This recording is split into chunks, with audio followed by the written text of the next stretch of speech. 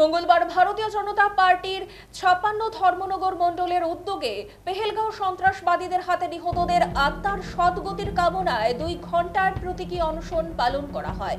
উপস্থিত ছিলেন বিধানসভার অধ্যক্ষ বিশ্ববন্ধু সেন সহ মণ্ডলের নেতৃত্বরা।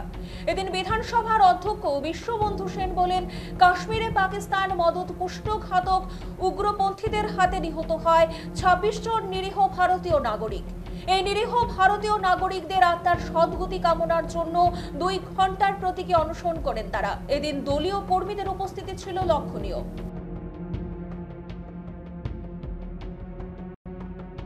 পার্টির ধর্মনগর মণ্ডল থেকে আমরা আজকে ২ ঘণ্টার প্রতীকী অনশন করছি। পাকিস্তানে ঘাতক উগ্রপন্থীদের হাতে, পাকিস্তানি মদতপুষ্ট ঘাতক উগ্রপন্থীদের হাতে নিরীহ নাগরিকদের যে হত্যা করা হয়েছে তার প্রতিবাদে, পাশাপাশি যেই সকল নিরীহ নাগরিককে হত্যা করা হয়েছে তাদের পরিবারের প্রতি সমবেদনা জ্ঞাপন করার লক্ষ্যে আমরা ২ ঘণ্টার অনশনে বসেছি ধর্মনগর বিজেপি মণ্ডল থেকে, ৫৬ মণ্ডল থেকে। ইতিপূর্বে আমরা মৌন মিছিল করেছি, আমরা মিটিং করেছি।